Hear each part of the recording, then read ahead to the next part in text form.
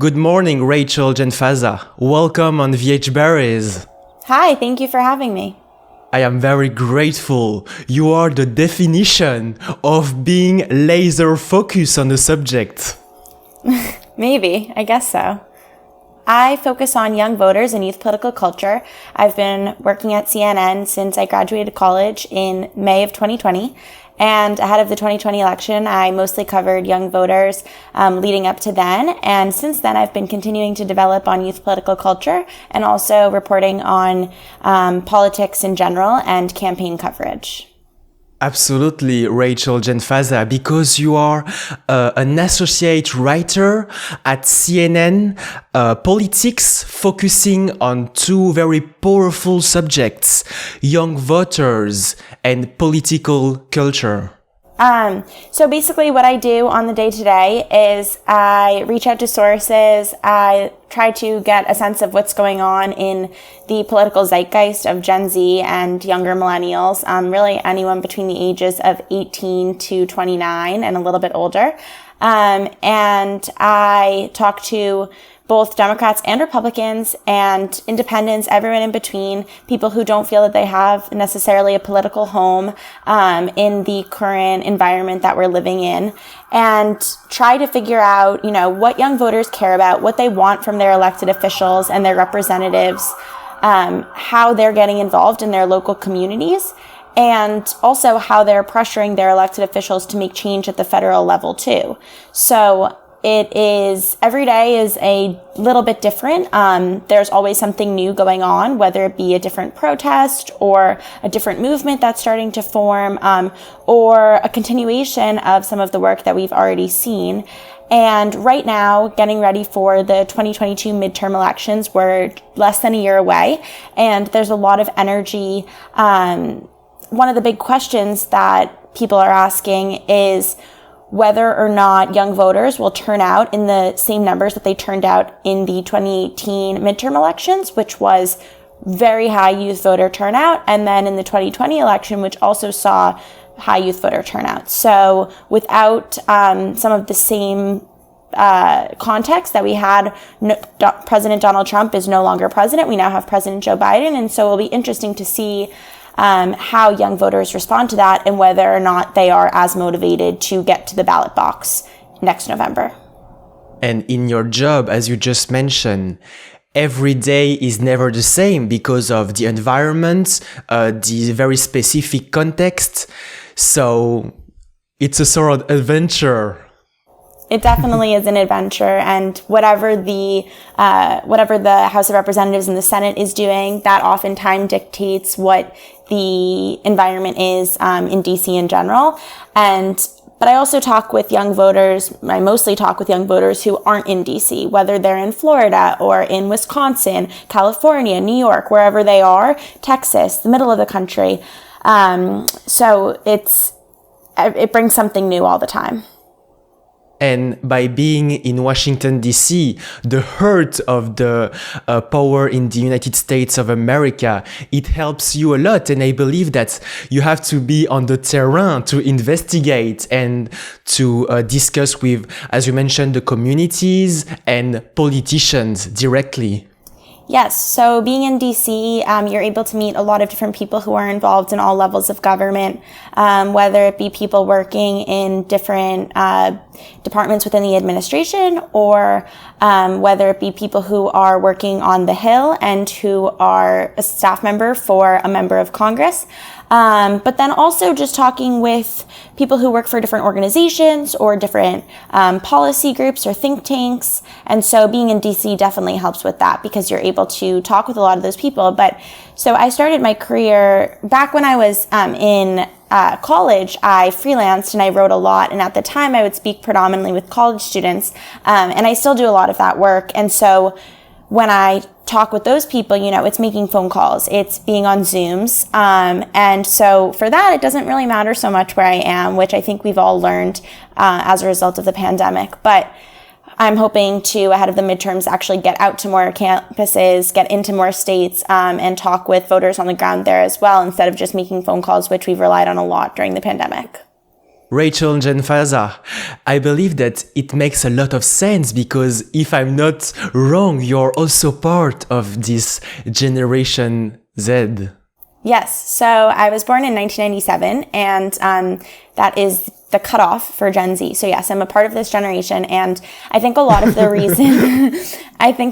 reason, why I am so interested in speaking to members of this generation who are even younger than I am is I'm the oldest of four, and so my siblings have always been the biggest influence in my life, and always hearing from them and their friends, what was going on. Even though there's only 6 years between my sister and I, who's the youngest of my siblings, it was crazy to me to see how, because I believe because of social media, we are able to have so many different, there's basically different norms that exist for even just within 2 years apart, 3 years apart, 4 years apart.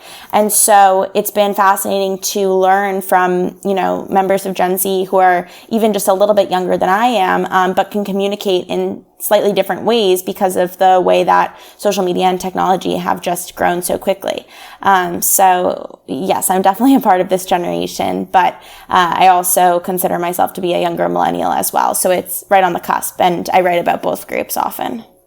In addition to this point, in your articles, I saw that you love to mention the impact of technology and social media. It was, of course, the subject of your thesis back in college, but it's also very true in the last election and the midterms ahead. Yes. So I wrote my senior thesis in college on the role that social media played in youth-led social movements over the course of the past decade. So I looked between 2010 and 2020. And I did 4 different case studies where I looked at different movements. I looked at the Dreamers movement. I looked at the Black Lives Matter movement, but before George Floyd. I looked at the March for Our Lives and the gun violence prevention movement that started after the shooting in Parkland, Florida, at the Marjorie Stoneman Douglas High School. And then I looked at the climate activist movement. And with each of those different movements, there was really different technologies that were being used. So, it started with Facebook and Twitter, and then continued with Twitter, growing into Instagram and Snapchat, and then TikTok most recently. So these are obviously all social media platforms, but each of them allow for a slightly different form of communication, whether it be in short form messaging or short form video, or pictures. And so,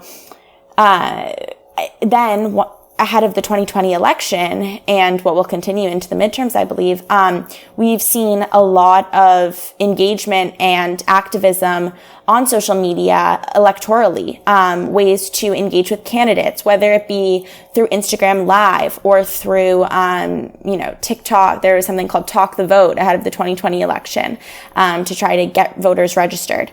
And so young people who are digital natives who were born and have used technology their whole lives for the most part are coming up with new and innovative ways to use technology to launch campaigns. And so I think definitely the pandemic was a major piece in why there was so much digital organizing ahead of the 2020 election, because, people were in their homes and couldn't necessarily knock on doors in the way that they have in prior campaign cycles.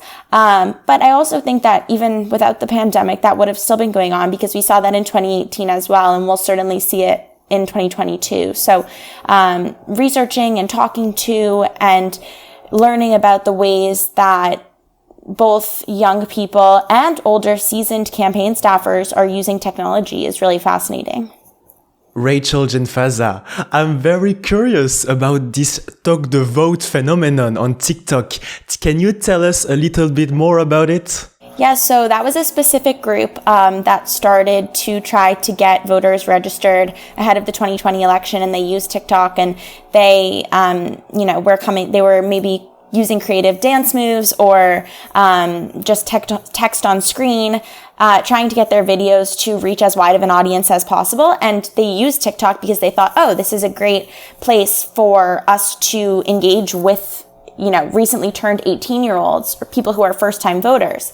And so, because that's the primary audience that's on TikTok. And so they merged those two interests, I guess, or those two groups. And so they thought that was a smart place to be. And they did reach a number of voters. And there were also a number of organizers who also use TikTok aside from that one particular group. That's a specific organization, but there were many different other youth-focused groups that were using TikTok because they thought, why not reach the voters exactly where they are? So when they're sitting in their beds or in their rooms or wherever in their college dorm rooms, if they were there scrolling through TikTok and would come across a video that organically popped up on their screen that was about registering voters or about, voting for a particular candidate, that would be a good place to put their energy. And then on top of that, there were a number of organizations and groups that got influencers to be involved with their organization or group. And these influencers have wide audiences that, whether it be an influencer for, let's say, wellness and skincare and things like that, or whether it be an influencer for fashion, or whether it be an athlete, all these different types of people who have their own followings. These campaigns and these groups would utilize those influencers to get them to talk about the issues that matter to them, whether it be climate or racial justice or healthcare. We are in a pandemic. And so they would have them talk about the issues that matter to them most and why they believed it was important to get out and vote. And they figured it was the best place to reach young audiences by using TikTok. On top of what is called this youth political culture, there is also something that is very important, which is activism. Yes. So I think that, young people have always been activists, have always been activated. But we've seen a lot of youth activism over the course of the past 10 years. And especially kids in high school, not just at the college level, people who are even not able to vote yet. And so people who are in high school and are below the age of 18 and can't necessarily make their voice heard at the ballot box, they can still take to the streets. They can still protest. We saw it with youth-led climate strikes. We've seen it with March for Our Lives and students marching in protest of mass school shootings and advocating for more gun violence prevention legislation. These are young people who, they don't yet have the ability to cast a ballot in elections, and yet they are still getting the attention of elected officials by their activism, through their words, through making phone calls, through holding protests, social media as well. Rachel Janfaza, I believe that you're always overwhelmed by all the news around you because you're working at CNN, for example. How do you read the newspaper? What is your sort of morning routine? Do you try something to create a sort of bubble to isolate yourself to work or something? So you're right. I constantly am consuming news. A lot of it actually comes through the form of my email. And so whether that be through notes from people that I work with, or through news alerts or through newsletters, that's a lot of how I consume my news. But then also when I'm at my office, which I go to now as much as possible, there are multiple different screens and monitors up. So we have on all different channels. So we're watching cable news.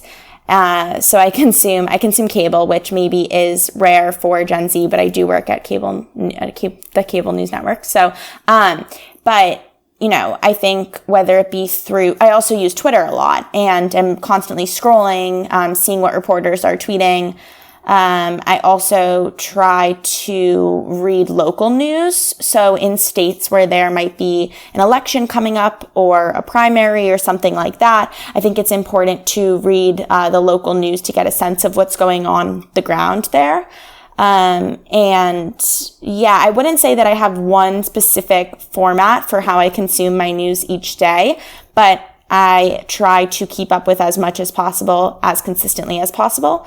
And then of course also I mentioned Twitter, but social media too.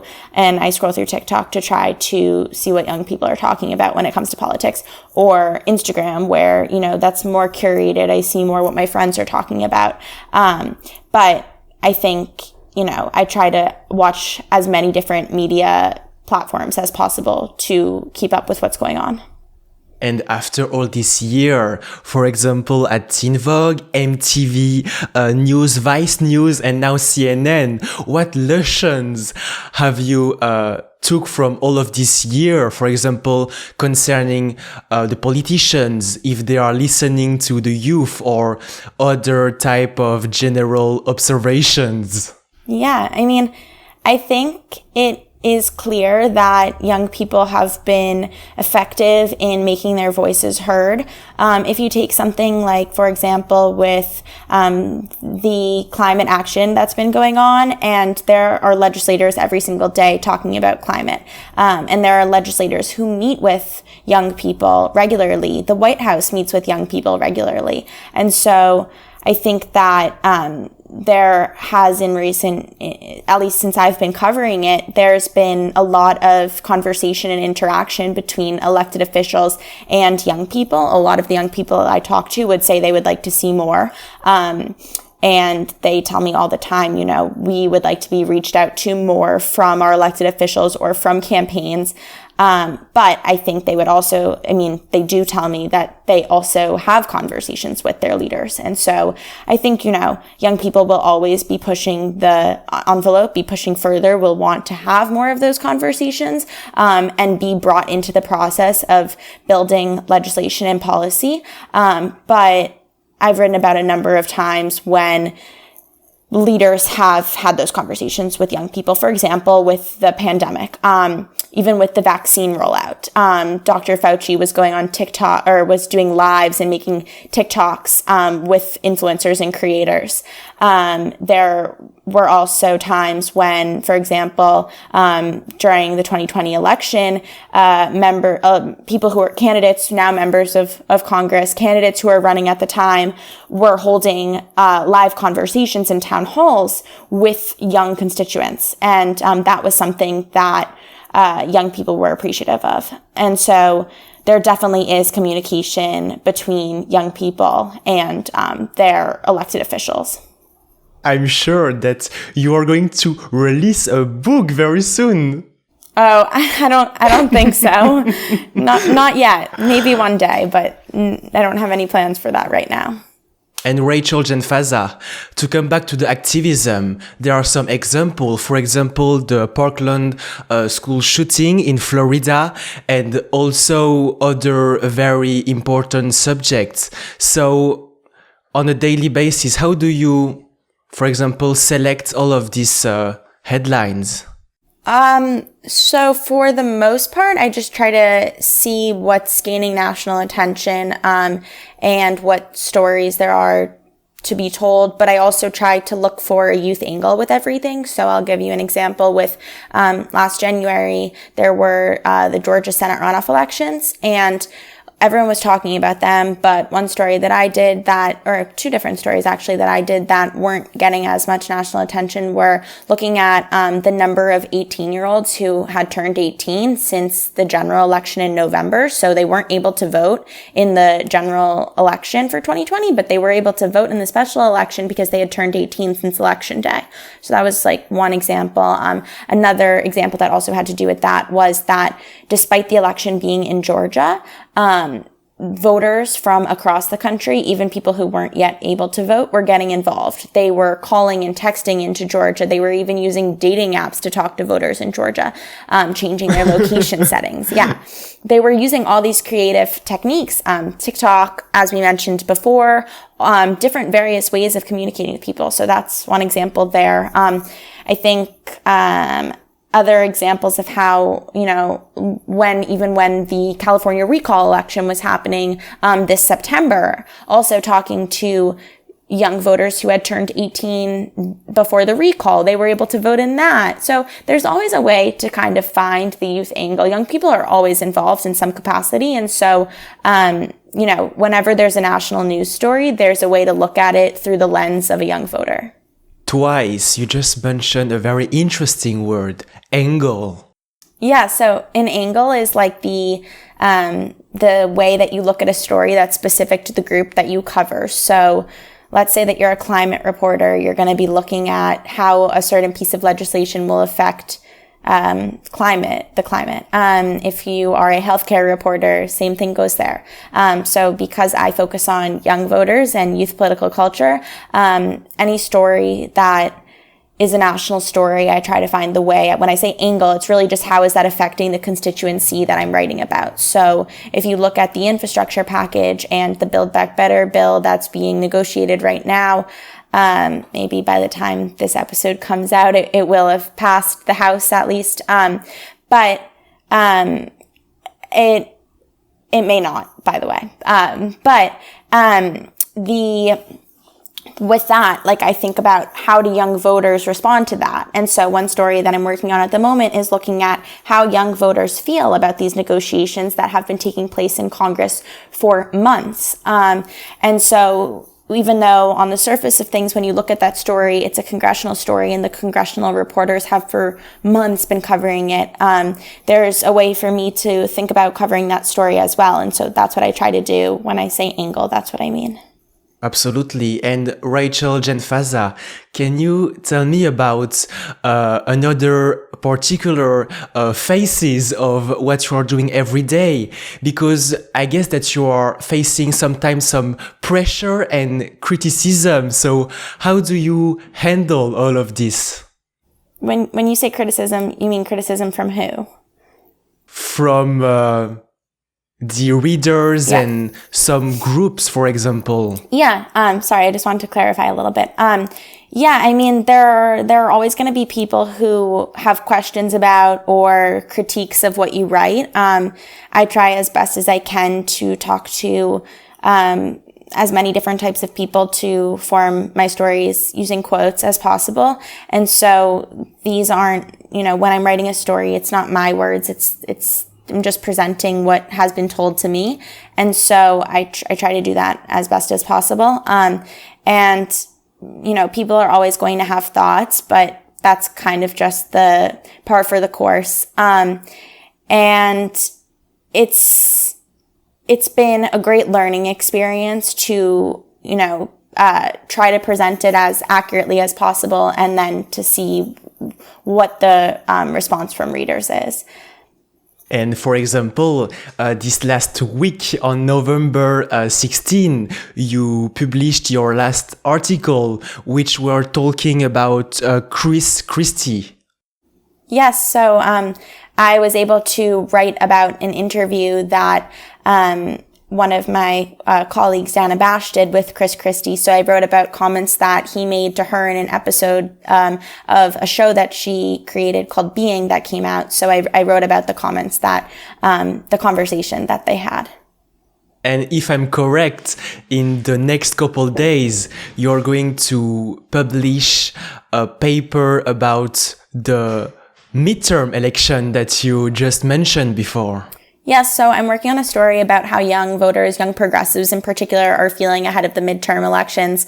I won't give anything away, but, I'm going to be keeping my ear to the ground on how young people are feeling. Both this time it's a story about young progressives, people on the left, but I'm also going to be writing about young Republicans, of course, ahead of the midterms and how they're feeling too. And I'm really just trying to get a sense of, as we spoke about in the beginning of our conversation, whether or not young people will be as motivated to vote in 2022 as they were during the midterm elections in 2018 and 2020. And that is a question that, time will tell. We won't know until after that election. But I'm going to try to get a sense from young people how they're feeling about that, whether or not they're excited to turn out, what issues are motivating them to the polls. Obviously, given the pandemic, that will be something that, yes, it was a huge part of the 2020 election and it will be a huge part of the 2022 midterms because it's still going on. So for the story that I'm working on right now, young people are talking about the pandemic. They're talking about the many different crises that they feel our country is facing right now, whether it be healthcare, whether it be climate, whether it be immigration.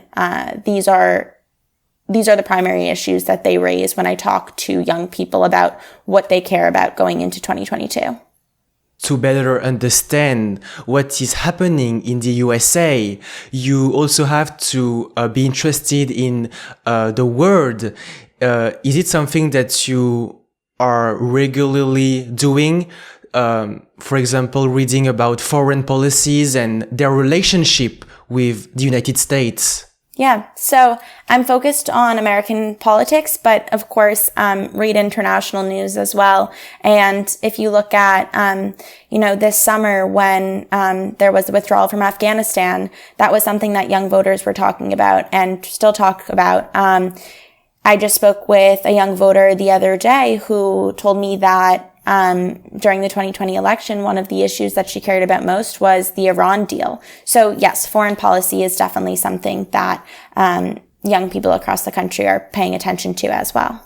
Rachel Janfaza, if you need someone to ask questions to for example, a survey, I am available. Thank you. I appreciate that. Thank you so much for your time. I'm wishing you the best. Thank you so much for having me. It was a pleasure to be on with you.